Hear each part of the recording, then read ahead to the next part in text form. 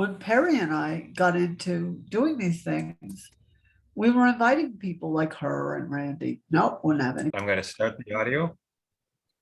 There we go. He's in his full avatar mode. Right.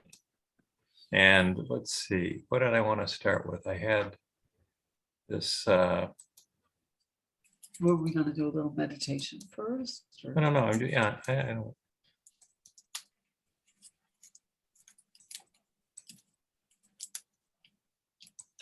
We do sort of plan. Oh, here it is. That's what I want. We talk about it anyway. Just wanted to start off with this. This is a picture. First pictures finally got released from this James Webb telescope. And wow, we've had the Hubble telescope up in low Earth orbit for I don't know, 30 years. I'd have to go back and think about it. And the Hubble, is what it is, and it's amazing. The Webb telescope is, if you've paid any attention, it's actually on the back side of the moon. So any interference from Earth has to get shielded by the moon in the way, and it's looking out from the back side of the moon. And so this happens to be a picture where the Hubble took a picture of this galaxy, which you see on the right here, and it's got a lot of structure to it. You can see kind of filaments and a cloud and so forth there. But one of the problems is that there's still a lot of dust between where the Hubble is and where this galaxy is, okay? And one way to combat that dust is to look at other wavelengths or frequencies. And so the Webb telescope, you're actually looking at it much more in the infrared. And that the infrared is heat, heat is infrared. So you end up basically, having whatever heat there is here is being displayed, and the filaments show up, much more. As you can see, there's this incredible structure there that the Hubble is hinting at. And the other thing that's I thought interesting about this was there's nothing particularly unique about this galaxy. It seems to be a run-of-the-mill galaxy. And so apparently all galaxies, the majority of the galaxies have this sort of filament structure going on in them, which is showing the formation of the stars and the plasmas that link everything. Remember that 99% of the what we call matter is plasma. It's what makes up the stars and a lot of stuff in between the stars. So you can see that they've just got this in, and they're going to start analyzing this and have a lot of fun doing some pretty amazing physics. So I just thought this was a great picture. I'll just show you. There's another one down here. Let me just go down to this. This is on the right is the Hubble, and on the left is the Webb. And it's showing, you can see on the right, the Hubble is looking at, it looks like a galaxy, and there's kind of something in the middle of it, which is a kind of a bulge. The galaxy seems to be in a plane here, spinning around in a plane, but there's some sort of bulge in the middle. And the Webb telescope zeroed in on this is what the bulge in the middle looks like in much more detail. And they're looking at it again in this infrared side of things, just to show you what sort of mysteries there are out there. Is that from the same angle? No, it's a little different angle. Or is it? It looks like a bird's eye view. Yeah, I'd have to go back and look to see. So I just thought these were, to me, beautiful pictures of, what's out there.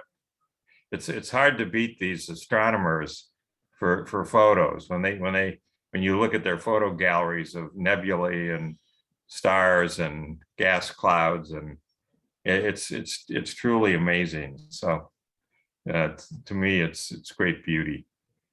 So with that, we're going to go back to, hold on, let me get out of screen share. We have our book here, Radically Happy, and we went through the first third of it. So tonight we're going to just sketch the part 2, which is they've called the Interconnected Happiness, Mastering Your Heart. And so this is, their attempt at what are the 3 keys to interconnected happiness. So the first one is to contemplate the interdependent nature of reality. Most of us live our lives as if we're discrete entities, clearly distinguishable from the world we find ourselves in. But upon closer examination, we find we're the result of our interconnections with others and our environment. Many of our values, decisions, and habitual ways of thinking, the essence of what we think defines us, are in fact the product of interdependencies. Our culture, the way we are raised, whom we hang around with, even the minor microorganisms in our gut have an impact on how we experience things. Living as if we are completely separate from the world around us distorts every aspect of our experience. If we're truly contemplate how we're in the interconnected side of it, we're all interconnected, it leads to a counterintuitive switcheroo. We usually think that to properly take care of ourselves and our loved ones, we have to put our needs and theirs before all others. But interconnected happiness arises through cultivating loving kindness and comparison, and by learning to value others in much the same way we value ourselves. In fact, responding to others' needs is also a way for us to nurture our own basic need for happiness and social connection. So that's the first thing, contemplate the interdependent nature of reality. The second key to interconnected happiness is to relax the judging. We make very strong judgments about people a few seconds after meeting them. Yet these judgments are often incorrect and difficult to change. This judgment habit prevents us from truly seeing others, making good decisions, and authentically experiencing the world around us. Here we learn how to relax this habit of making quick judgments through cultivating loving kindness and compassion. During meditation, it's well as learning to celebrate the good fortune of others. So relax the judging, that's number 2. Number 3 is to be attentive in your interconnected happiness. Be attentive. Interconnected happiness arises through our daily interactions with other people. And that is what the slogan, be attentive to all, about. We can harness the insights and warmth gained in the previous 2 sections to gradually shift the way we experience others, even readily difficult people, and learn how to be satisfied and content without waiting for the whole world to conform to what we think we need. So those are the three things. And now they go off again into three sections. For the first section is to contemplate the interdependent nature of reality. And in this section, I'm just looking for some quotes. Here we go. The people that achieve this, the people that end up contemplating the interdependent nature of reality, those people live longer. They make considerably more money, while an IQ beyond mediocre had no effect on earnings. They had better marriages. They were much more likely to find satisfaction in life.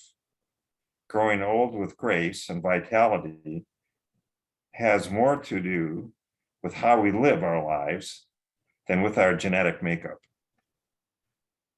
So that was that piece. And there's some discussion here by Phakchok Rinpoche and the co-author Eric Solomon. And then we go off to the second point, relax the judging, relax the judging. And here, in the beginner's mind, there are many possibilities, but in the experts, there are few. That's from Shunryu Suzuki, The Zen Mind, Beginner's Mind. So that's an example of how to frame this discussion. And then, just skip ahead here. There are not a lot of quotes here that I can grab. So the final piece is to be attentive in this interconnected happiness. Kindness goes a long way, lots of times, when it ought to stay at home. Well, generosity, patience, consistency, and commitment. These are the things that we care for others and we nurture ourselves at the same time. So that's that. It takes generosity to discover the whole through others. If you realize you're only a violin, you can open yourself up to the world by playing your role in the concert. That's by Jacques Cousteau. The key to everything is patience. You get the chicken by hatching the egg, not by smashing it.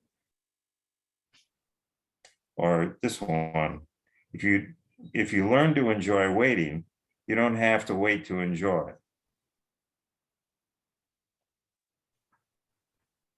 And so it goes. And so that's pretty much weakness of attitude becomes weakness of character. Albert Einstein.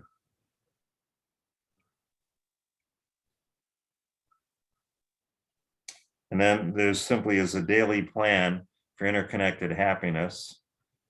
It's got three pieces to it. In the morning, you awake with happiness. You have interconnected happiness exercises that you can carry out in the morning. In the afternoon, you have warm-hearted mini breaks where you try and work on interconnected happiness. And then in the evening, you have commitment and consistency practices, maybe 10 minutes of these.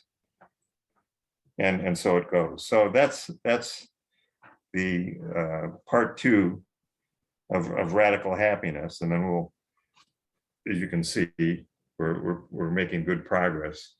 There's only one more piece to it, which we'll cover next time. And with that, I'm going to go off to a video. I just have to find it.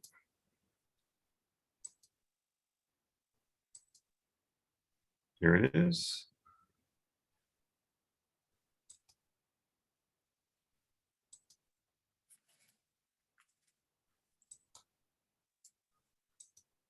This is all on our website.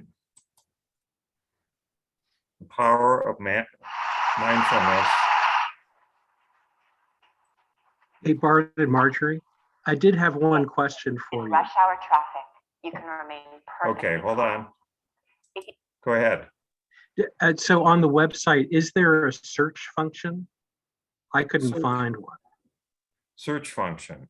That's a very Yeah. good point. I don't think there is. No, no, Because I was looking in particular for the book mentioned last week on Joseph of Arimathea, and I ended up needing to scroll through the entire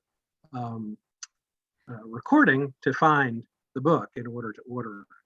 So I would have liked to have had a search function to go for.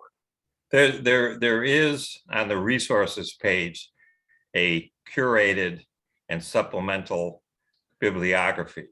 Okay, and that Okay. that's in Acrobat, so you can search. There's a search function in Acrobat. If you That's had, true. That's true. Yeah. you Okay. can go find it there for that book. But there is, I clustered these things in a particular way to have a flow to it, kind of from the top of the page to the bottom of the page, but also the concepts that go there are there's different people that address the same concept in different ways, and so that's what you see there. But there's no we're still learning how to do this. So Yeah. We- No, it's fine. I was wondering if I had missed it. So No, Yeah. I think we should ask her to, if it's not too hard to install. She's a genius at just kind of swiping. I mean, and- even if it had topics You can or see your neighbors references, travel books, and things like fantastic that. yeah. Okay, let me just start this thing up. without a twin. We'll work on that. In rush Thank hour you. traffic, you can remain perfectly calm. If you can see your neighbors travel to fantastic places without a twinge of jealousy, if you can love everyone around you unconditionally, and if you can always find contentment just where you are, then you're probably a dog, right? We hold ourselves to these unrealistic standards of perfection, and then we judge ourselves when we don't live up to them. The thing is, we're not supposed to be perfect. Perfection isn't possible, but transformation is. All of us have the capacity to change, to learn, and to grow, no matter what our circumstances. As a professor and scientist, I study how people change, how people transform. And one of the most effective vehicles I've found is mindfulness. My own journey into mindfulness was unexpected. When I was 17, I had spinal fusion surgery, a metal rod put in my spine. I went from a healthy, active teenager to lying in a hospital bed, unable to walk. And during the many months of rehabilitation, I tried to figure out how to live in this body that could no longer do what it used to. The physical pain was difficult, but worse was the fear and the loneliness. And I simply didn't have the tools to cope. So I began searching for something that could help. And eventually this search led me to a monastery in Thailand for my first meditation retreat. At the monastery, the monks didn't speak much English and I didn't speak any Thai, but I understood mindfulness had something to do with paying attention in the present moment. My only instruction was to feel the breath going in and out of my nose. So I began. 1 breath, 2 breaths. My mind wandered off. I brought it back. 1 breath, 2 breaths. It wandered again, sucked into the past or lost in the future. And no matter how hard I tried, I just couldn't stay present. Now, this was frustrating because I thought meditation was supposed to feel like this. And instead, it felt more like this. Right? Being present isn't so easy. In fact, check it out for yourself.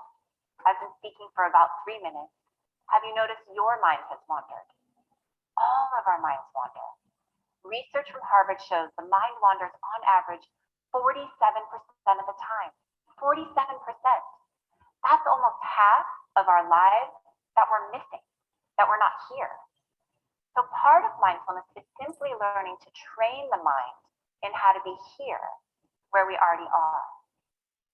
Like right now, let's practice together. Allow your eyes to close and just feel your feet on the floor. Wiggle your toes and sense your whole body sitting here. Softening the face, softening the jaw, and notice that you're breathing. Feeling the breath as it naturally flows in and out of the body. Just being here. And as you're ready, taking a deeper breath in and out, allowing your eyes to open. So, back at the monastery, I was trying hard to do just this, to just be present. But no matter how hard I tried, my mind kept wandering off. And at this point, I really started to judge myself. What is wrong with you? You're terrible at this. Why are you even here? You're a fake. And then not only was I judging myself, I started judging everyone, even the monks. Why are they just sitting here? Shouldn't they be doing something?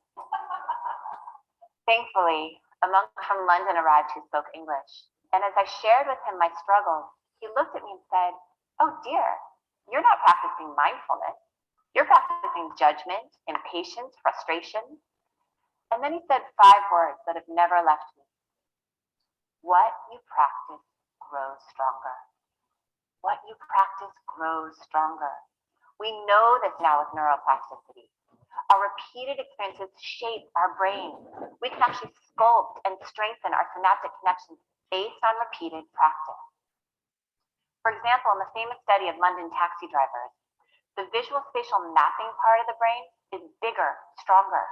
They've been practicing navigating the 25,000 streets of London all day long. When you look at the brains of meditators, the areas related to attention, learning, compassion grow bigger and stronger. It's called cortical thickening, the growth of new neurons in response to repeated practice. What we practice grows stronger. The monk explained to me that if I was meditating with judgment, I was just growing judgment. Meditating with frustration, I'm growing frustration. He helped me understand that mindfulness isn't just about paying attention. It's about how we pay attention, with kindness. He said it's like these loving arms that welcome everything, even the messy, imperfect parts of ourselves. He also pointed out that we're practicing all the time, moment by moment, not just when we're meditating, but in every moment. We're growing something in every moment. So the question really becomes, what do you want to grow? What do you want to practice? When I left Thailand, I wanted to keep practicing mindfulness, and I wanted to understand it scientifically. So I began a PhD program, eventually became a professor, and I've spent the past 20 years investigating the effects of mindfulness across a wide range of populations, including veterans with PTSD, patients with insomnia, women with breast cancer, stressed out college students, high-level business executives. And over, the data showed 2 key things. First, mindfulness works. It's good for you. It strengthens our immune functioning. It decreases stress, decreases cortisol, helps us sleep better. When we published our first research back in '98, there were only a handful of studies. Now there are thousands of studies showing the beneficial effects of mindfulness. It's good for us. The second thing we learned was quite unexpected. Almost all the people we were working with, regardless of their age, their gender, their background, were talking about the same thing. This underlying sense of, I'm not good enough, I'm not okay, I'm not living this life right. This tremendous self-judgment and shame. And we all know what they were talking about, because shame is universal. All of us feel it.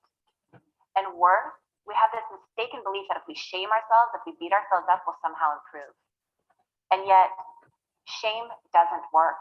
Shame never works. It can't work. Literally, physiologically, it can't work, because when we feel shame, the centers of the brain that have to do with growth and learning shut down.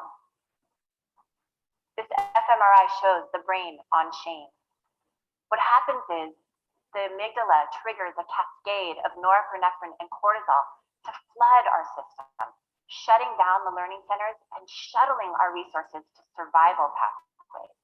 Shame literally robs the brain of the energy it needs to do the work of changing. And worse, when we feel shame, we want to avoid it. So we hide from those parts of ourselves we're ashamed of, the parts that most need our attention. It's just too painful to look at them. So what's the alternative? Kind attention. First, kindness gives us the courage to look at those parts of ourselves we don't want to see.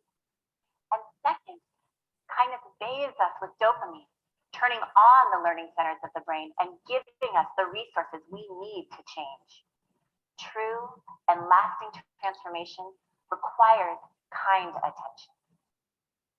And the monk's words echoed in my ears. Mindfulness isn't just about attention. It's about kind attention. This attitude of kindness wasn't just a footnote or something nice to have. It was an essential part of the practice, a part of mindfulness that's so often overlooked. So my colleagues and I developed a model of mindfulness that explicitly includes our attitude and our intention, as well as our attention. All three parts working together synergistically. Put simply, mindfulness is intentionally paying attention with kindness. We used this model while working at the Veterans Hospital for a group of men with PTSD. I was shocked to learn that we lose more veterans to suicide each year than to combat. Mhm. Our soldiers carry so much pain and shame. So the intention of the mindfulness group was to cultivate this kind attention, even for the seemingly unforgivable parts of ourselves. There was one man in the group who never said a word, never looked up. 2 months passed, he seemed unreachable. And then one day he raised his hand and he said, I don't want to get better. What I saw in the war, what I did, I don't deserve to get better. He then looked down at the floor and proceeded to tell us in great detail what he had seen and what he had done. And I can still feel the horror of what he shared and how his shame filled the room. I looked up to see how the other men were responding, and there was no judgment, only compassion on their faces. I invited him to look up and to witness this compassion and this kindness. And as he slowly looked around the room, his face began to soften. And in his eyes, there was hope. The possibility that he wasn't just his past actions, that he could choose differently now, that he could change. And this may be one of the most important things I've learned. It's that transformation is possible for all of us, no matter what. And it requires kind attention, not shame. And this kind attention takes practice. It takes lots of practice. I want to share with you a simple practice that continues to help me. Some years ago, I was going through a difficult divorce, and I'd wake up every morning with this pit of shame in my stomach. My meditation teacher suggested an explicit practice of kind attention. She said, how about saying, I love you, Shauna, every day? I thought to myself, no way. It felt so contrived. She saw my hesitation and suggested, how about just saying good morning, Shauna? Oh, and try putting your hand on your heart when you say it. It releases oxytocin. It's good for you, you know. She knew the science would win me over. So the next day, put my hand on my heart, took a breath and said, good morning, Shauna. And it was kind of nice. I continued to practice, and a month later when I saw her, I admitted how helpful it had been. Wonderful, you've graduated, she said. Now, the advanced practice. Good morning, I love you, Shauna. So the next day, put my hand on my heart, anchored myself and said, good morning, I love you, Shauna. Felt nothing, except maybe a little ridiculous, but definitely not love. But I kept practicing because, as we know, what we practice grows stronger. And then one day I put my hand on my heart, took a breath. Good morning, I love you, Shauna. And I felt it. felt my grandmother's love. I felt my mother's love. I felt my own self-love. And I wish I could tell you that every day since then has been this bubble of self-love and I've never felt shame or judgment again. That's not true. But what is true is this pathway of kind attention has been established and it's growing stronger every day. So I want to invite you tomorrow to put your hand on your heart and say good morning. And if you're really brave, good morning. I love you. Thank you.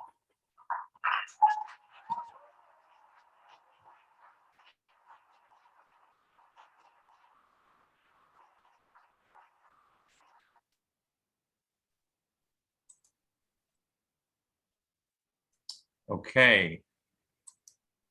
Just as an aside, the United States has over 300,000 veterans that experience chronic pain because they were in Afghanistan and Iraq, and various bombs went off and took off parts of their arms and legs and so forth.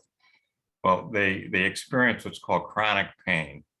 Chronic pain is where you have a nail and a hammer and you put your thumb there on top of the nail and smash it with the hammer. And the pain is excruciating. In fact, it's so excruciating that these people are sleep deprived. They can't sleep at night, let alone, and during the day, they're in this fog of this chronic pain.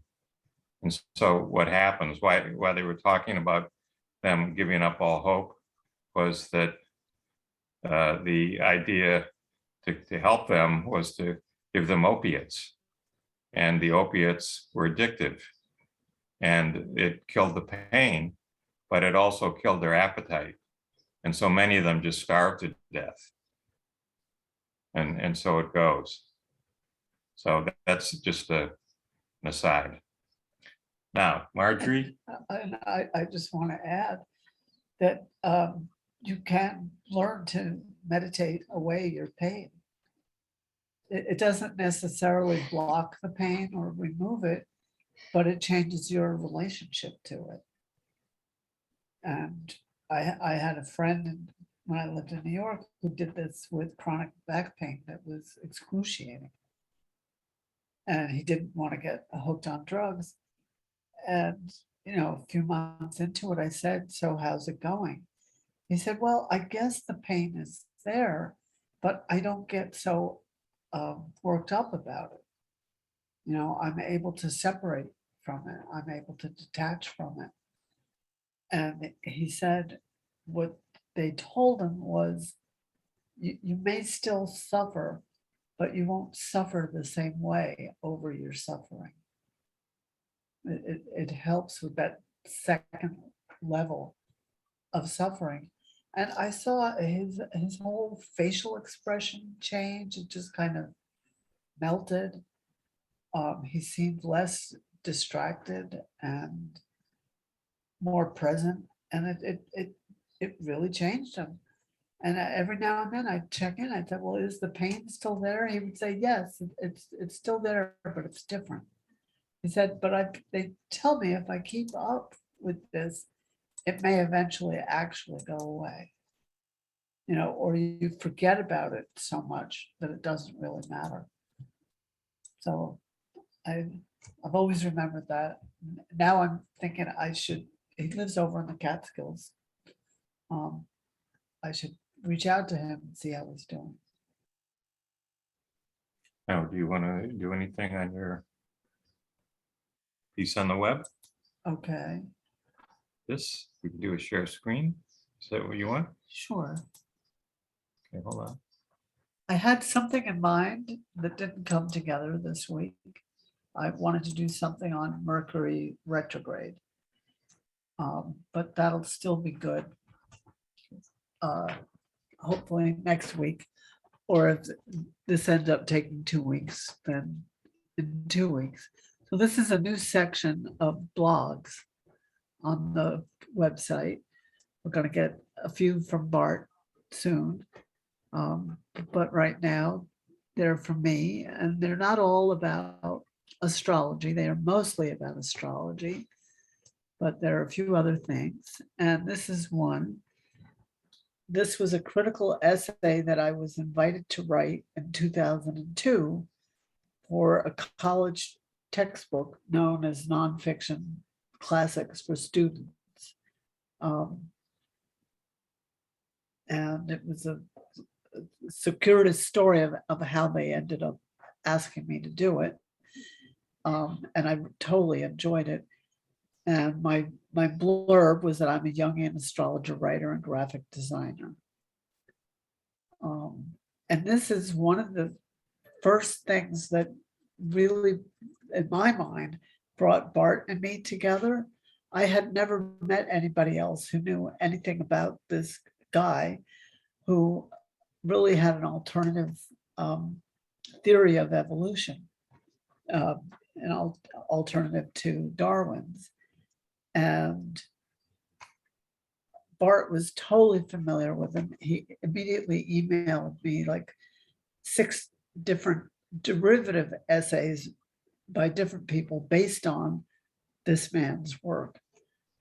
And that was when I began to really suspect that something was up in the connection between Bart and me. So he wrote this in 1917.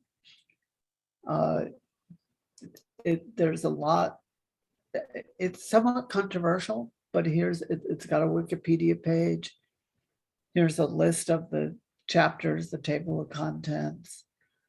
It's huge. It's like this thick. I got a copy when I wrote this, but to me it was fascinating.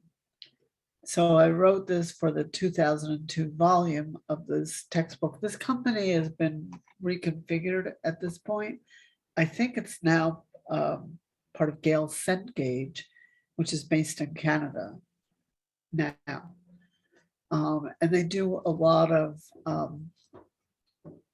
interactive CDs. Probably now that it's migrating online. But a lot of people aren't aware of him. And what I liked was his interdisciplinary approach. And you'll see why I just kind of related to him and thought he was fascinating. So I'm going to be struggling with my new prescription glasses here. I have 2 different pairs. One's bifocal. I need a 3rd pair, but these are helping me with my inflammatory eye condition. So I'll just jump in. So he lived from 1860 to 1948.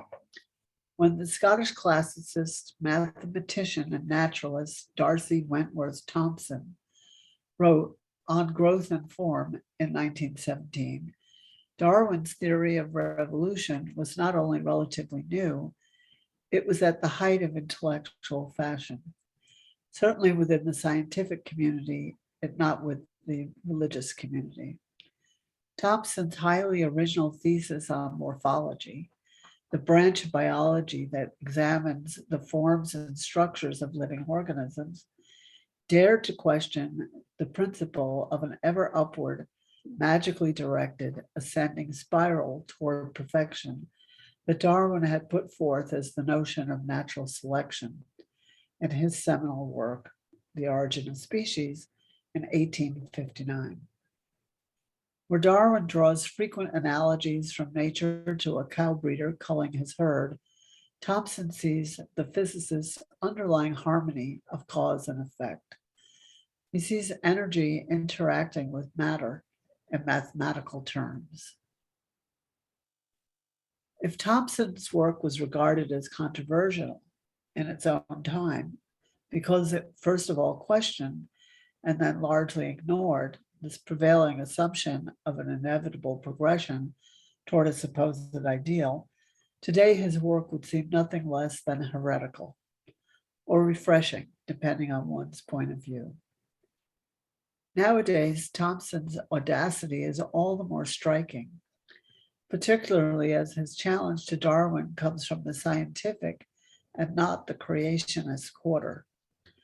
Thompson, while not denying the divine ministry as the absolute final cause, also does not deny the phenomenon of natural selection. He simply points out that this process of elimination of the unfit, of unsuccessful forms, need not imply teleology, that is, a purposeful development or design toward a final end. To dispute this ingrained notion of a purposeful progression to evolution was then and remains now quite a radical break with the prevailing thinking about nature. But we may ask, aren't all the changes over time in organic forms, after all, improvements in structure better suited to meeting challenging changes in the environment? The answer is actually no, not necessarily. In fact, while most adjustments in form were at one point advantageous to the organism, many of these features have become obsolete. These leftovers are simply lingering on past their functional purpose and have not been cleaned up after their usefulness has expired. There are also many failures in mutation, many wrong turns down blind alleys. It is Thompson's contention that this philosophical interpretation of progress becomes a dogma. This then blinds the naturalist to the more immediate causes for fortuitous variations in form. The interplay of physical forces with geometric structures. He maintains that we do not need to look quite so far afield from the core duality of force and form to learn more about changes in form, whether in terms of the growth of an individual organism or part of an organism, or whether we are looking at evolutionary variations within a species over time. Feeding the doctrine of teleology, the assumption of steady upward movement toward nature's presumed magnum opus of the frontally lobed, opposably thumbed, bipedally superior Homo sapiens, starves the scientist of the empirical observation of the direct mechanical causes of adaptation and changes in form. The fundamental mechanics of growth and change in form tend to be overlooked. They can be explored, quantified, and described in mathematical detail, furthering our understanding of morphology. I actually plagiarized a poem of mine for that phrase about the assumption of an upward movement toward nature's presumed magnum opus of the frontally lobed, opposably thumbed, bipedally superior Homo sapiens. So that was fun to kind of sample myself. Thompson opened his introduction with these words: of the chemistry of his day and generation, Kant declared that it was a science, but not science. And for that, the criterion of true science lay in its relation to mathematics. Excuse me. 100 years after Kant, Du Bois-Reymond declared that the chemistry of the future must deal with molecular mechanics by the methods and in the strict language of mathematics. As the astronomy of Newton and Laplace dealt with the stars and their courses. On the mathematical definition of form, we are brought by means of it in touch with Galileo's aphorisms as old as Plato, as old as Pythagoras, as old perhaps as the wisdom of the Egyptians, that the book of nature is written in characters of geometry.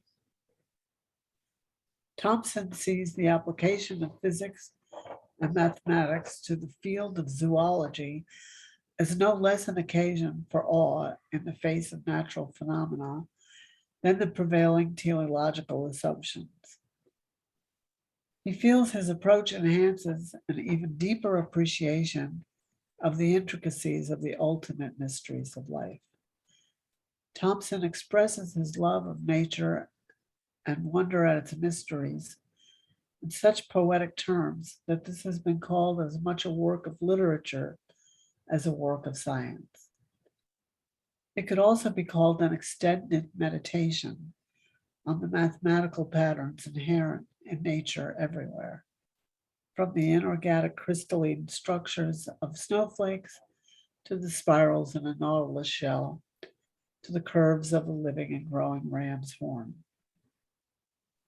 Those are all Fibonacci. While some may recoil from the mechanization of the living body of nature, who can resist the engineer's delight in the design of a bird's wing? Potemkin can hardly be accused of reductionism when he muses on the shape of a snail shell, the twist of a horn, the outline of a leaf, the texture of a bone, the fabric of a skeleton, the streamlines of a fish or bird, the fairy lacework of an insect's wing. These are no less beautiful under closer examination, and he intends no slight when he points out that no organic form exists save such as are in conformity with physical and mathematical laws, and demonstrate that all these wonders can be described mathematically. For Thomson, numerical precision is the very soul of science.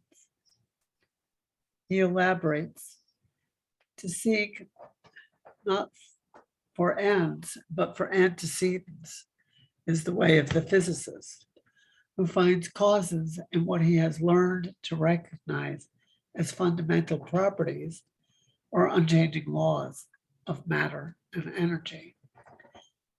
In Aristotle's parable, the house is there that man may live in it. But it is also there because the builders have laid one stone upon another. It is as a mechanism or a mechanical construction that the physicist looks upon the world. And Democritus, first of physicists and one of the greatest of the Greeks, chose to refer all natural phenomena to mechanism and set the final cause aside.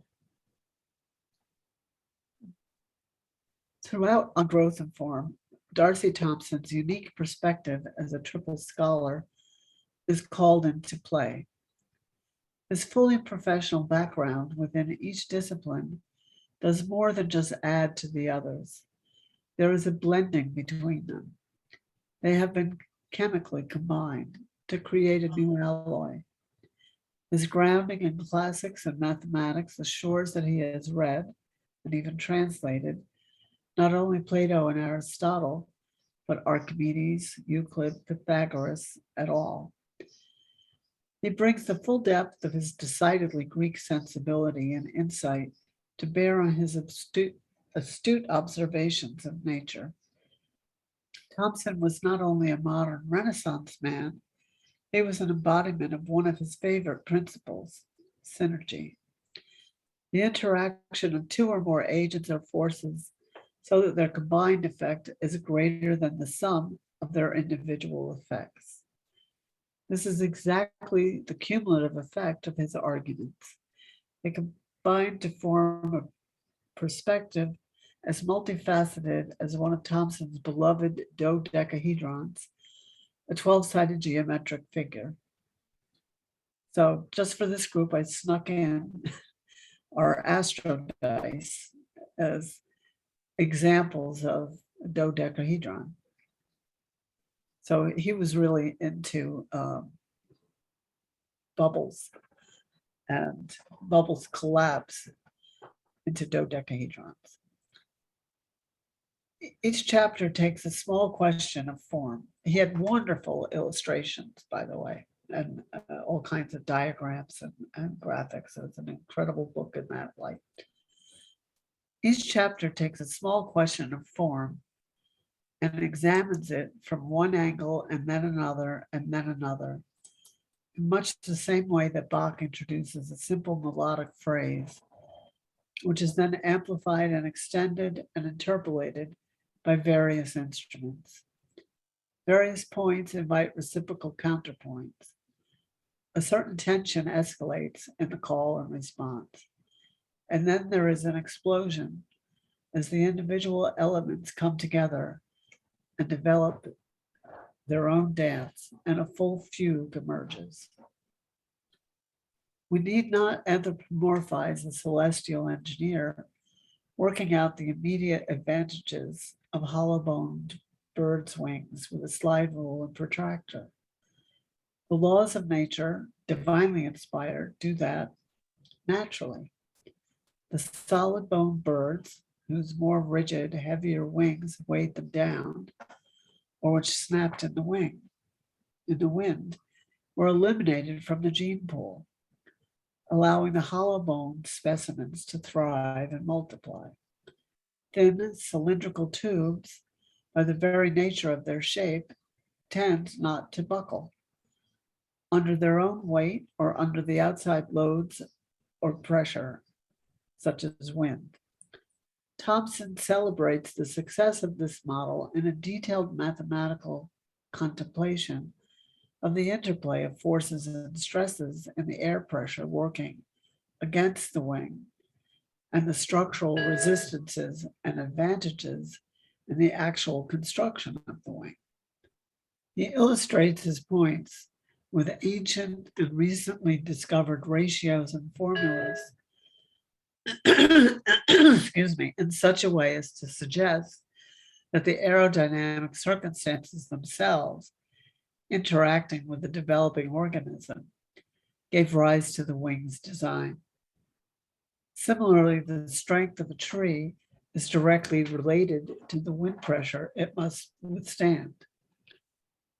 Thomson gives a hilarious and informative example of this subtle principle in his examination of honeycombs. There was much impassioned discussion at the time of his writing concerning the marvel of the bees' ingenious economy in employing their famous hexagonal shape. There was some debate as to whether it was the bees' own intelligence which devised this architectural plan, or whether it was divine instruction guiding their instincts. But everyone agreed, including the mathematicians, that the hexagonal shape afforded the absolute most efficient use of space within the hive. I think I need an illustration here. And the most economical use of wax in the construction of the cells. There was much specious comparison of ideal angles, 110 degrees and 72 degrees, with impossible measurements of the bees' roughly hewn angles. But they did come close enough to warrant general amazement. However, Thomson observes that along the outer edges of the hives, the cells are round and not hexagonal at all.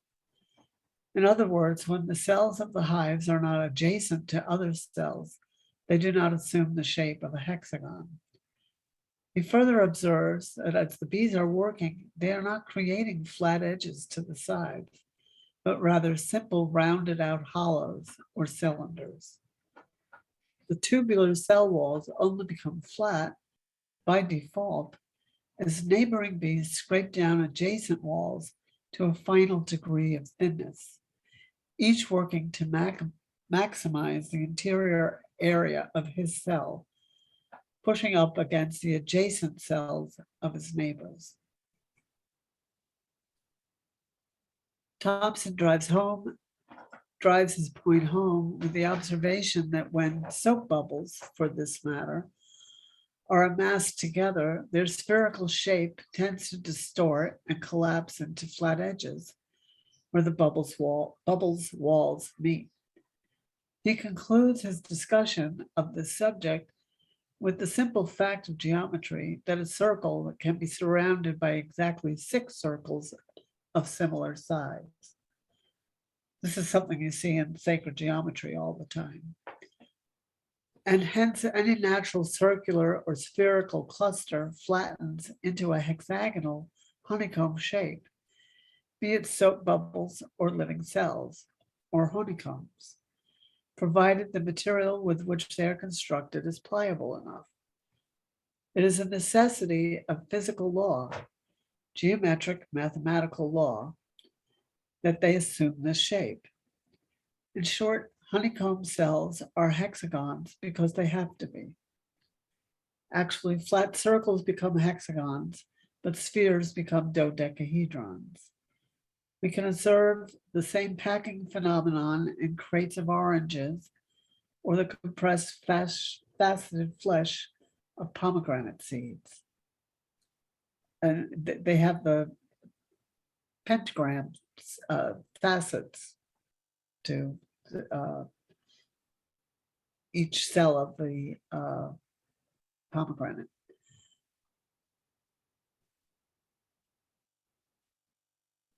This has far more to do with intrinsic physical dynamics, such as surface tension and matter interacting with forces, such as mutual pressure and weight, than with the mysterious motives and causes, immediate or final, behind insect behavior.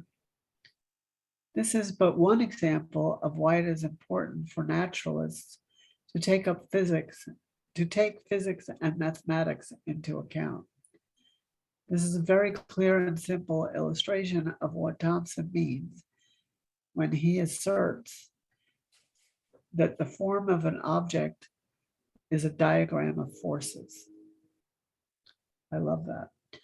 The object or organism shape is like a footprint in the sand, tracing when and where various forces have acted or are acting upon matter. The organism's own process of growth is one such force. That genetics enters the dialogue between force and matter, such that fetal development anticipates environmental stresses, does not detract from Thomson's argument that force determines form. That is simply nature's prerogative at work to accelerate the process of adaptation. We're almost done. This view also need take nothing whatever from our wonder at the mystery of creation, or the notion of a design or purpose to it. It may not bring us any closer to knowing what that purpose might be, but it certainly doesn't preclude the question. If anything, we are privileged to glimpse the intricate order at an even implicate order. It's intricate too. At an even deeper level of the overall design. This view only enhances our appreciation of nature's creativity. The harmony of the world is made manifest in form and number. These are quotes from Thomson. And the heart and soul of all the poetry of natural philosophy are embodied in the concept of mathematical beauty. Thomson is fond of quoting Kant, who says, "It is nature herself and not the mathematician who brings mathematics into natural philosophy." Matter as diagram of forces is the introduction of a theme that Thomson builds into a brilliant fugue in his chapter on ratio and logarithmic spirals. What more Greek a concept is there than ratio? And this theme interweaves warp to woof with his earlier theme of geometric necessitas. Thomson seems to delight in presenting ratios throughout the text. He begins with this simple: the ratio between the thickness of a stalk of grass to the stress of its own weight is a square. But its length to its weight, cube. This he readily correlates to bone mass and body weight in animals. Gradually, he builds to one of the most elegant and prevalent ratios known to exist throughout nature, sometimes called after Euclid, the divine or golden section. It is also known as the Fibonacci series. Expressed as a ratio, it is roughly 3 to 5. Expressed mathematically, it is a recursive sequence: 1, 1, 2, 3, 5, 8, 13, 21. Each value is the sum of the previous two. Expressed geometrically, it is the spiral that makes a nautilus shell, a nautilus shell. Each chamber within the nautilus shell equals its two predecessors in size. We see exactly this type of growth throughout not only seashells, but animal horns, and with an added corkscrew twist in the interval between leaves on stem, even between the planets in our solar system. By mathematical necessity, this spiral occurs wherever growth occurs in this 3:5 ratio. And this growth ratio occurs throughout nature. It is perhaps here that we can best see the signature of nature herself, signed with a flourish.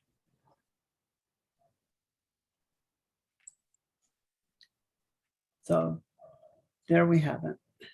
Let me just add something here. With Darwin, there was this notion of progression. So biologists looked around and they saw bacteria, which are single-celled entities. And then they saw more complicated, they would be called prokaryotes. And then there are more complicated things that are multi-celled, called eukaryotes. And so they were led to this progression where we had very simple things like bacteria, and there might have been just bacteria for maybe 1 billion years running around on the face of the earth, but eventually some of them somehow smashed together to create a multi-celled entity, and that then was driven by evolution to create what we see all around us. So they were left with this impression. Now, the problem with this is when we actually got around to using modern genetics to go look at sequencing of the genome of these different things, a guy at the University of Illinois, Carl Woese, in the early 1970s, went ahead and did the sequencing work, and he discovered that the bacteria, when it started to go down the path of going from a prokaryote to a eukaryote, that there actually was something else that spun off, which he called archaea. And it turns out that archaea, this again, it's closely related to bacteria.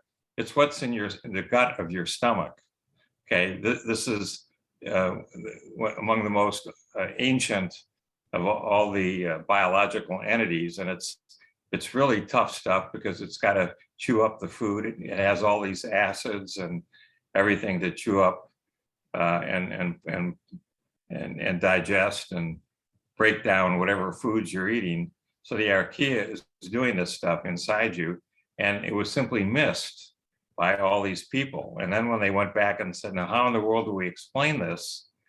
Then they realized that in fact, what they thought was just a tree having like 2 branches to it, or even 3 branches, having 1 branch for the prokaryote or bacteria, and a second branch, which first led to archaea, and then to the eukaryotes, the multi-celled creatures, that in fact, the different branches started to go back and intertwine with one another. They started to find all kinds of examples now, again, doing this genetic sequencing to see what was going on. And so Thomson was much, much closer to what was really going on than a very simple-minded model of evolution where we have single cell and then we go to multi-celled and voila, that's the whole story. The guy who did all this work, Carl Woese, his reward was he was completely blackballed by all the other biologists because they couldn't believe that they could all be wrong. And he would have gotten the Nobel Prize in biology, except he was just blackballed along the way. So, but Thomson was right on the money. Science can be at least as dogmatic as religion. Yeah. So anyway, very nice. Any other comments? Anybody? I can only comment that I really enjoyed all of that. It was very informative. Thank you. Thank you, Stephen. Yeah. I'm glad to hear it. It's on the website if you want to And look at it at your own leisure. Yeah, and the 1917 book is is worth looking at. That's a wonderful book, So, in my humble opinion. This was a life changing. It was a spiritual experience for me. It was very life changing. The year 2002 was very. It's hard. I can't believe it was 20 years ago. okay, now let's see, I gotta find our next thing here. Yeah, here it is. So this is a little interlude we're gonna go to.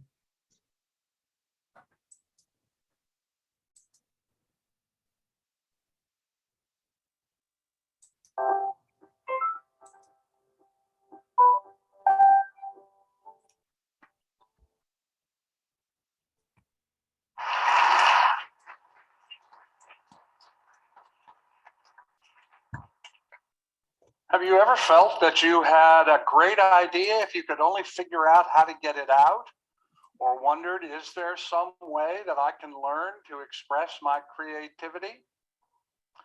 Maybe you think that, well, you have Sorry, You said. that was my fault. to be a genius, you have to have a very high IQ. Actually, no. You know, if you start with the idea that a high IQ, let's say 145, the average world IQ is about 100. So 145 would be significantly above that. There are about 9 million people in the world today who have IQs that high. About 228,000 babies are born every day on Earth, and about 296 of them have IQs of over 145. So you would think there would be literally thousands of creative geniuses. And yet that isn't true. And the reason that isn't true is that creativity, IQ may play a role, but IQ is not the essential role. In 40 years of doing research on this subject, I've spent a lot of time looking, for instance, are there personality factors, certain kind of personality type that might be a more creative kind of person? But in fact, that doesn't turn out to be true either. 3 years of research and more money than I care to recount taught me that introverts and extroverts have different strategies for getting to the same place, but it's not very helpful. And so the question really is there a path to creativity that you can learn and you can invoke it in your own life? And the answer, I think we find by actually going to the words of people who we think of as creative geniuses, the Leonardos, the Brahms, the Mozarts, the Picassos, the Michelangelos, the Einsteins, the Paulis, the Plancks. And the strange thing is that when you actually do that and you read their diaries, you read contemporaneous accounts of them, you read what they say in or recorded comments that they make, they all tell the same story. It is a 6-step process and it's learnable. And so here it is. There are these 6 steps and they all go through this same thing. They talk about it, they describe it in some detail, and no matter where they are in the world, no matter when they are in the world, they all tell pretty much the same story. And the story is this.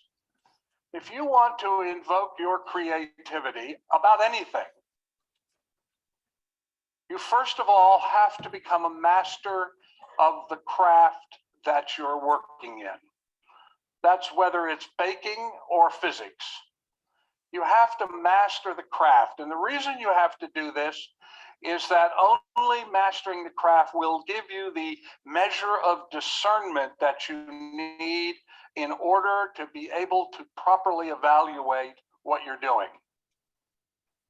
So first, master of the craft. Second, you must have the deep knowing that there is a solution to whatever it is you're working on. You have to have a deep conviction that there is a solution and I can get it. Third, and this is the really hard one, you have to be willing to surrender all of your preconceptions and biases about how whatever it is you're doing works. Now, this is a really tough one because research shows us that most people, including, by the way, most scientists, value their peer status more than they do facts.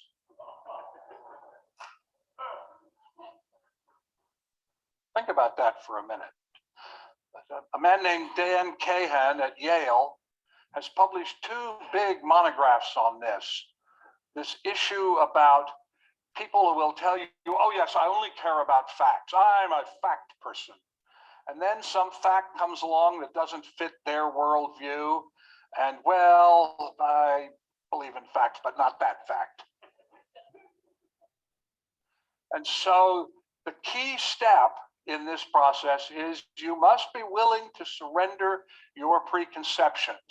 Herbert Edwin Land, who invented the Polaroid process, in 1961, looked back across all the hundreds of engineers that he had employed in the Polaroid Corporation over several decades, trying to figure out, is there something that can identify a person who's going to be a particularly creative person?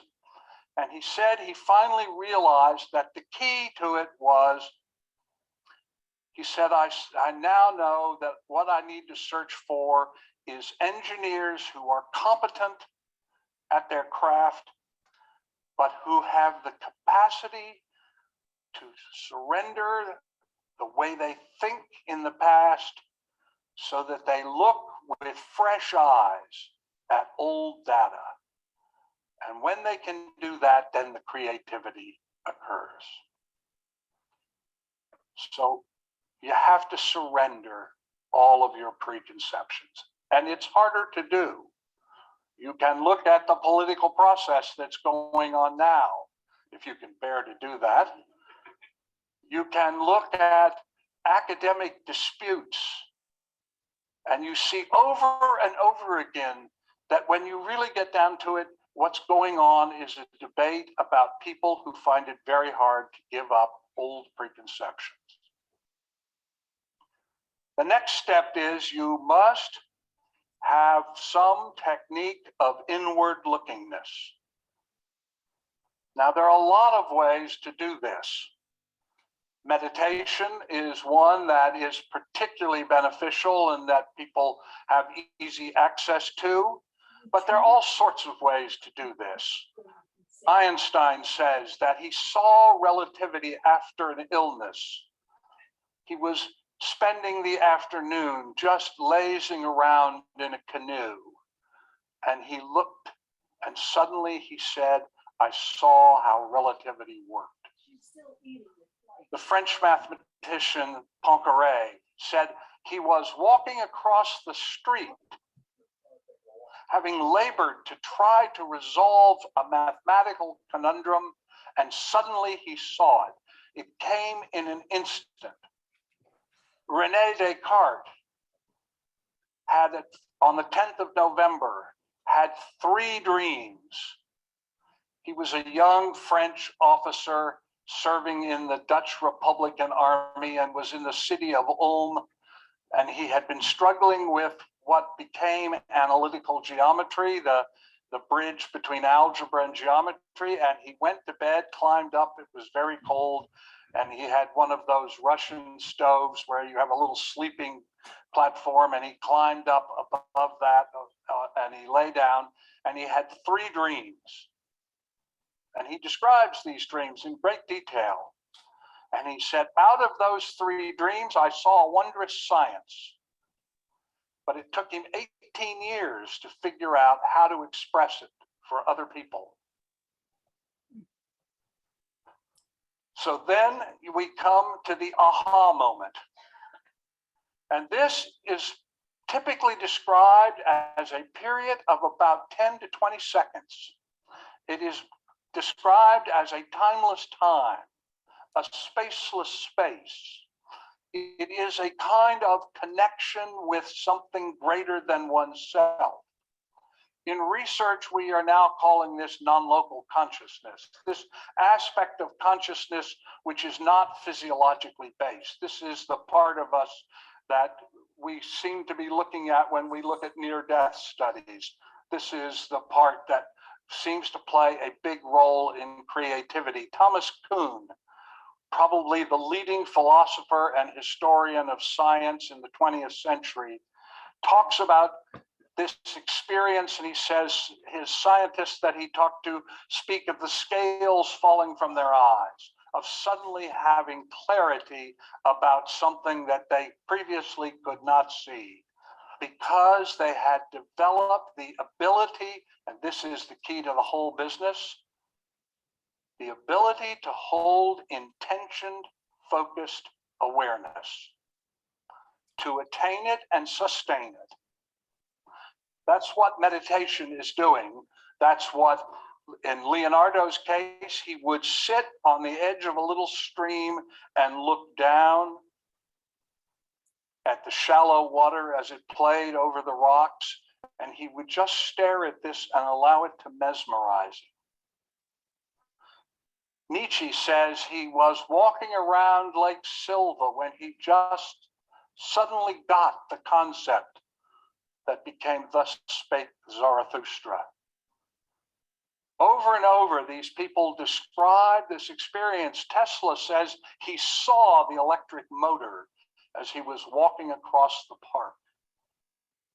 Suddenly, what had been unclear became clear.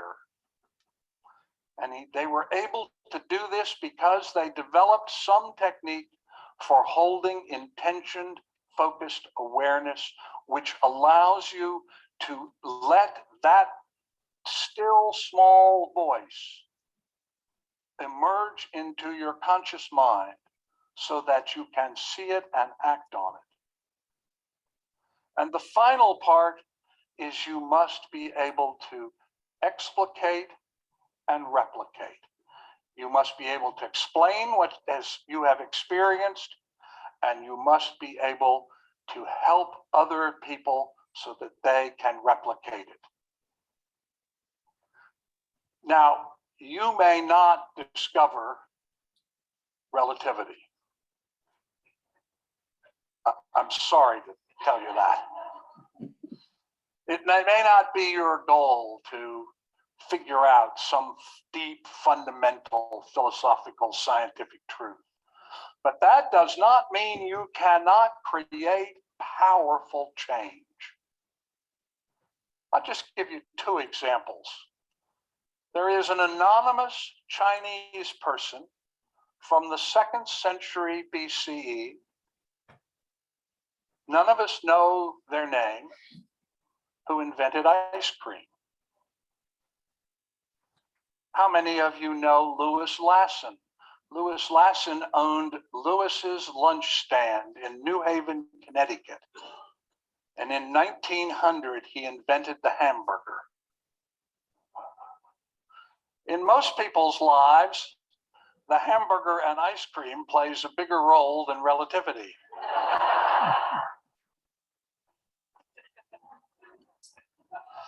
So you have to distinguish. If your goal is to create something that will bring you fame and fortune, that's really a different task than simply creating something that will produce wellness. And we now stand at a period of history. And the reason that I'm up here giving this talk is that we need to invoke and pull out from ourselves those insights which will allow us to make choices that will prepare us for the future. Because we stand at a precipice. We are at a period of time quite unlike anything humanity has experienced in recorded history. And there are people in this room who, if they will learn and master these 6 steps, will have insights and creative visions that will allow positive, life-affirming change to happen. The question is, are we going to be one of those people? Can we do this? And the answer, as the research makes very clear, is that we can. It is not a function of intelligence, principally. Oh, there's some kinds of creative things, mathematics, that require high intelligence, but I will tell you, I had dinner one night with Richard Feynman, Nobel laureate in physics, one of the great minds in physics in the last half of the 20th century, and he told me this story. He said when he was a young college student, he really wanted to be a major physicist, but he wasn't sure he had the chops. And so he snuck into the administration office at the university, and he got a hold of his file and he opened it up, and there was his IQ, and it was 124. Superior, but not 145. He couldn't have joined Mensa. Mensa, the threshold is 132. And yet, nonetheless, because he mastered those 6 steps, he became one of the great world historical figures in physics. So whatever it is you want to do, whatever your call is, whether it's inventing the croissant, now that's a person we owe some thanks to, or the egg roll, or any of 100 other things, all of which were created by people just like us, who reached inside themselves and brought forth an insight which changed the world. And so I leave you with this thought. Am I prepared to undertake this? And if not me, then who? And if not now, then when? Thank you.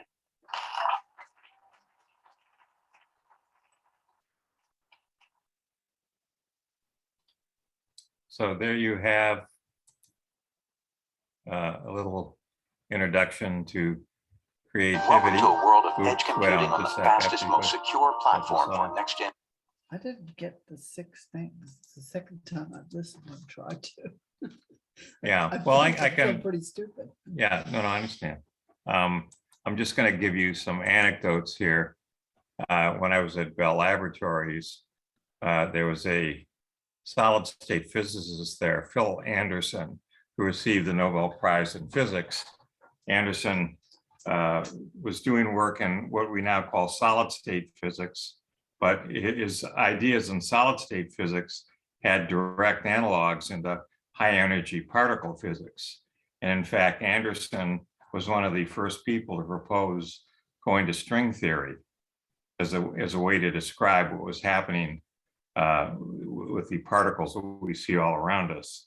And so every so often I would go off to lunch and listen to these physicists talking. And so like one day Anderson was there at lunch and he's asking all of these questions about this particular area of physics. And I'm asking myself, does he actually know anything? I mean, what these questions are like so basic and they're so fundamental. And isn't it obvious what the answers are? But he kept pushing back, saying, so this doesn't seem to be right, and that doesn't seem to be right. And it was really, he was walking through the steps of the video we just saw on creativity. And in fact, 3 years later, I ran into one of these physicists, and Anderson had just been awarded a prize, a very prestigious prize, for elucidating all the fundamental issues in this one area of physics. He understood the physics, that wasn't the issue, but he went back and looked at it with a fresh set of eyes to question, the basic assumptions, because people were so close to the stuff. Richard Feynman was cited here, and Feynman actually, when he was at Caltech, at a seminar, we'd taken a dozen students. Remember, Caltech is, there's only 200 students in a class. Okay, so he'd have 10 or 12 of them. Okay, that's a significant fraction, but the class was entirely on how to solve problems. And every class, Feynman would start it off with proposing a problem. And then, now how in the world do we solve this? Okay, and so he taught this for a number of years. Time passed. One of his students became the administrator of NASA, and was the administrator of NASA when the Challenger blew up in January of 1986. So they formed a commission to try and understand how in the world this Challenger blew up. And the administrator of NASA remembered Feynman, having been one of the students in his class. So he put Feynman onto this panel. And when I saw that happen, I said, this panel has no idea what they're in for. And sure enough, if you ever watched what happened on that panel, Feynman showed them that there are these so-called O-rings that keep the booster stages together. But if you go down to very cold temperatures, like freezing, remember this was a January 1986 launch, and even in Florida, it can get down there to, pretty cold. It can get down to freezing. And the O-rings, no one had ever tested the O-rings, and it turns out they shrank, and that allowed gases to escape, and that led to the explosion occurring on the Challenger going up there. And Feynman illustrated all this in front of the cameras by taking some of this O-ring material and sticking it into ice water, and everybody could see it shrink. And that was, there was a report written, but what Feynman did was far more, fundamental than the report. Just as another example of Feynman, there's many. There was a colleague of mine at Bell Laboratories who was getting a PhD in physics at Caltech, and he was working on his doctoral dissertation, and he had this problem, and he was working on it, and he finally figured out a way to go solve it, and he was really proud. So he said, let me go over and talk to Feynman about this. So he went over to see Feynman, and Feynman said, well, what's the problem you're working on? And so he described the problem, and Feynman was just sitting there quietly. And my friend asked him, well, why are you so quiet? He said, oh, well, I see 4 ways to solve it. I'm just trying to figure out which one's the easiest. And with that, my friend dropped out of physics. He said, if that's the competition that I have to face, I'm out of here. But Feynman, in terms of solving problems, he was unbelievable at ripping things apart and coming up with, totally, very obvious in hindsight ways to go attack things that everybody else had missed. So anyway, that's a little little diversion here. So now we have, let me just see, get rid of some of this stuff that we'll find.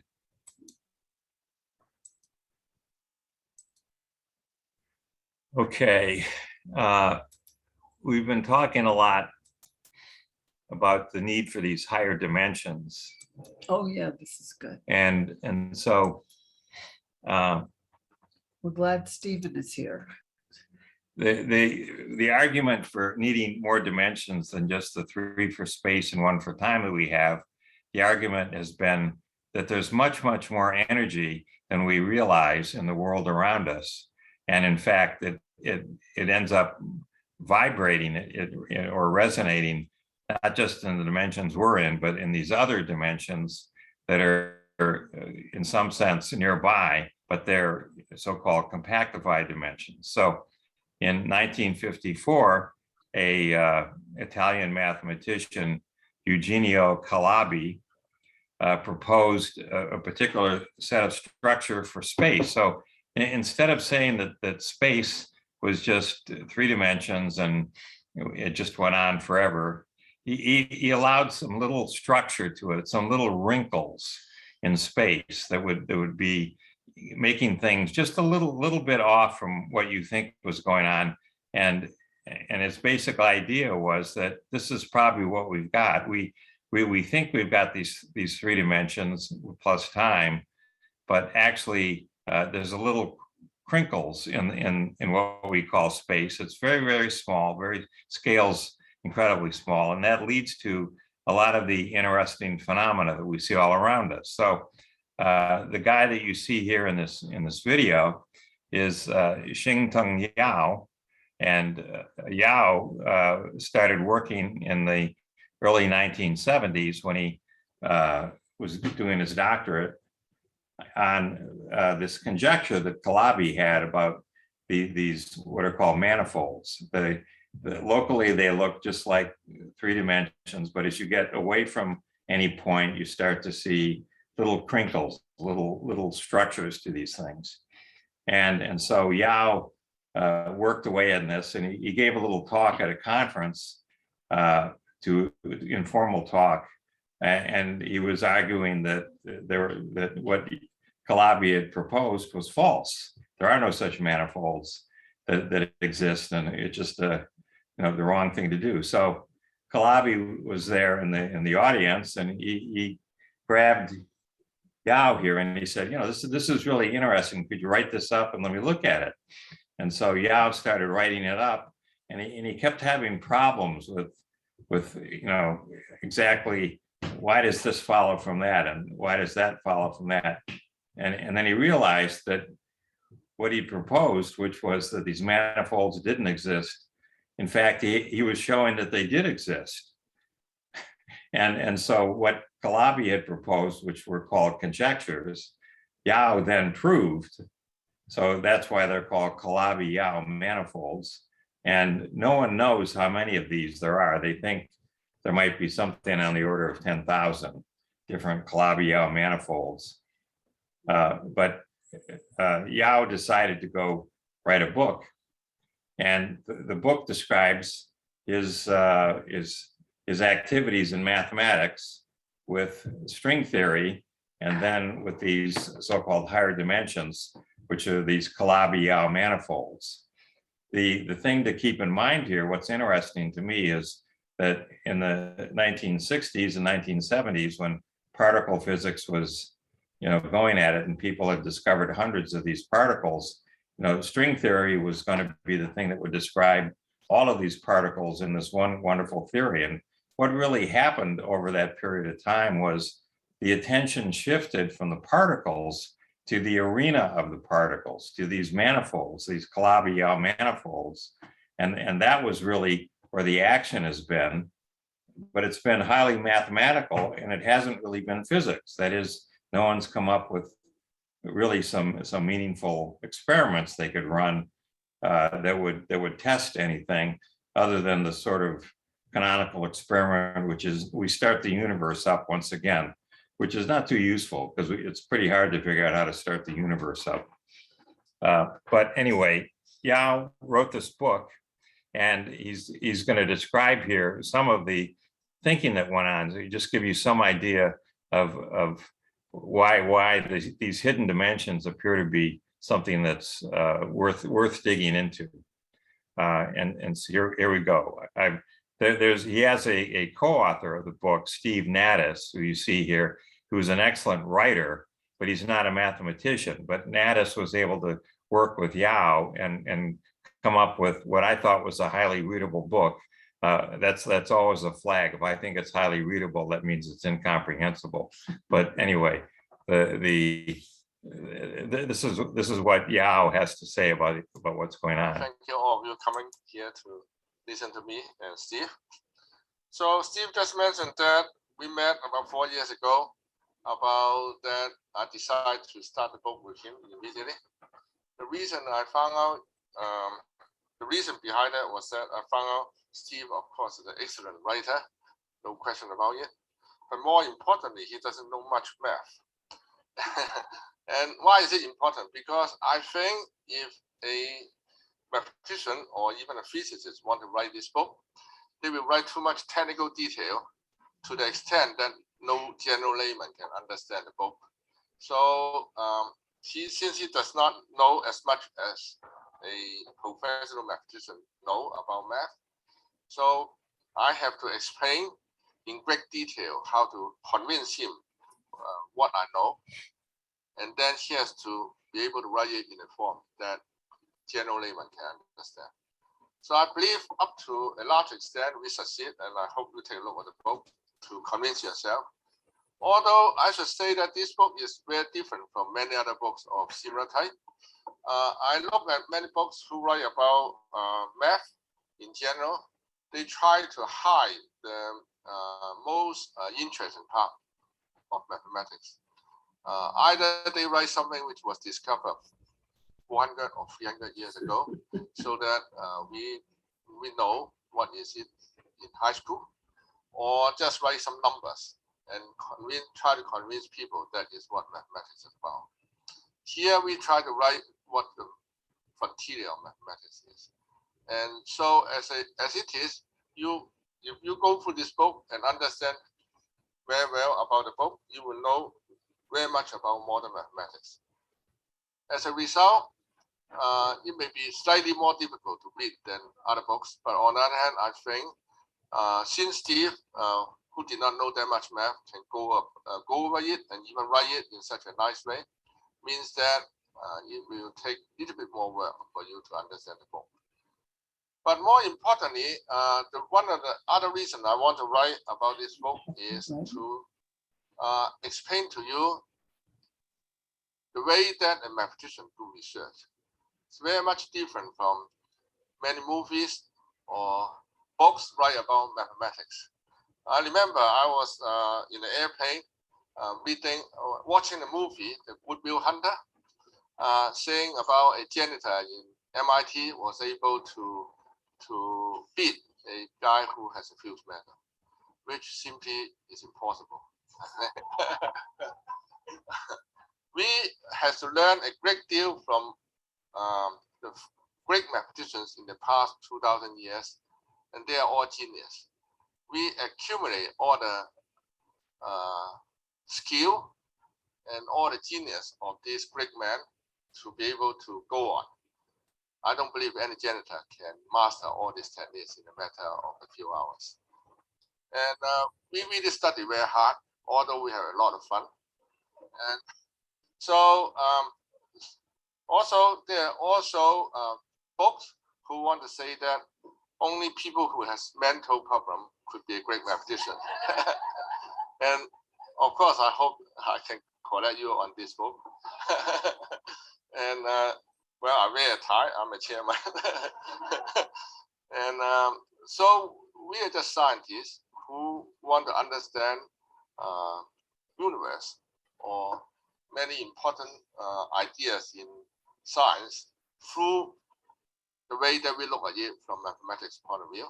Some of them are very difficult to go through, but yet we overcome it. So we work very hard on it, but some of them are much easier after we understand it. So a large part of this book is about my own experience, about how I start from a college student, which at the time I was in Hong Kong, which I know very little about math. When I come to Berkeley to study, I learn much more, and I struggle through all the difficulty through many steps. For example, I really did not know much about physics, and yet during the course of my research, I learned that I need to know more physics in order to go on. So I gradually learn it, and I go through many different universities and many good friends, including Kumran Rafa, who is the good friend in physics department, who I learned a great deal about Calabi manifolds. Now he probably knows more than me. And I have many good friends that I cooperate with. And in this book, we explain how, as a mathematician, I was working with people in different disciplines.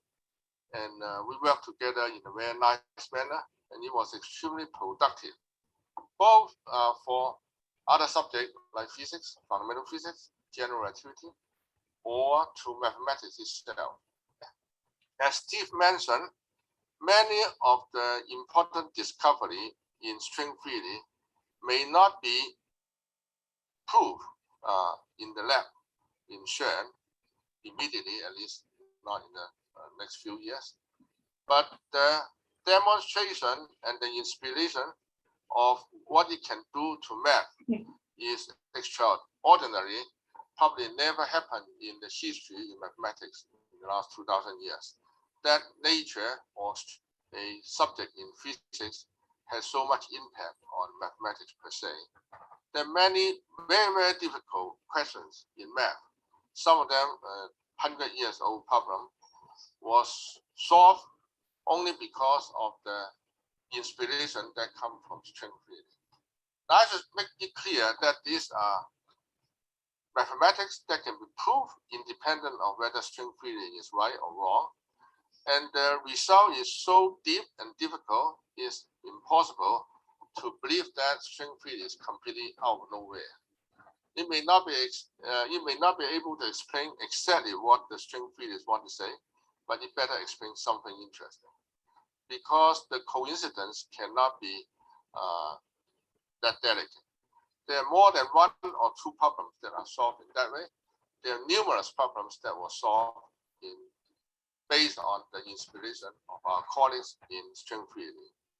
And I'm been very glad that I've been collaborating with them for the last 30 years since string theory appears.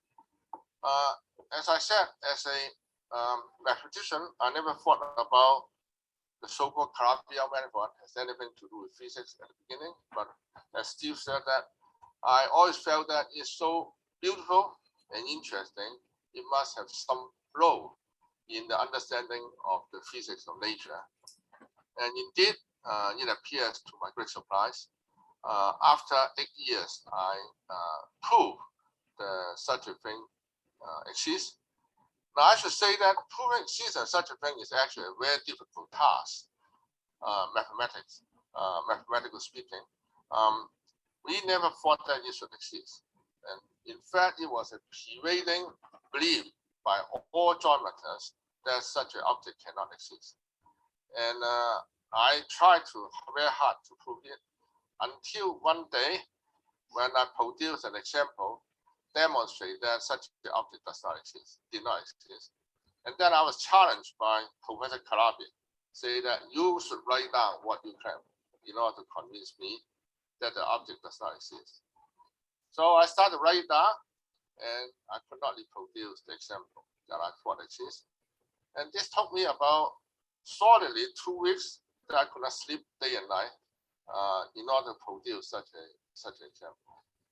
After such a thorough search, I convinced myself that the mathematics cannot be that delicate. That whenever I thought I have succeeded to find such an example, the argument broke down. So I finally decided that the opposite has to be right, that such a space exists. And this actually depends on much more efforts than what I thought. It takes 3 more years, solid arguments, and many days of non-sleeping, actually, working with many friends and understanding a subject that was not so familiar to differential geometers at that time. Namely, I have to understand a great deal about differential equations. And that was not so popular at that time. And I worked very hard, finally built the whole machinery. In 3 years, right after I got married, I proved the thing exists. I was so pleased to know such a large set of examples can prove to exist, and I was very pleased by it because immediately I was able to make use of this object to prove many important theorems in mathematics by itself, independent of physics. And this whole experience really made me feel very excited because I feel that constant contact with nature will help mathematics a great deal. Many of the ideas initiate from nature, And nature is beautiful, so we see beautiful mathematics out of it. And this is the whole principle I've been teaching myself in the last 40 years. And I'm still glad that it still holds well, that interacting with physicists or even with engineers, as far as there's truth to it and their natural truth involved in it, the mathematics that come out will be beautiful. And I'm never hesitate to think that the mathematics developed out of this line of research would be useful back to nature, to describe nature. And this works in general relativity, in string theory. And I hope my book with Steve can show the journey that I have gone through. Up and down, up and down. Some of them takes about 99 times failure before I succeed at the last time. And when I succeed, of course, it's very nice. But the process of doing the research has been very gratifying, although you fail in between. But each time I fail, I learn something interesting. So that's one of the motivations I wrote this book with Steve. I would like to show my fellow mathematicians, my students, or my colleagues to understand the way that the research was being done by scholars in mathematics.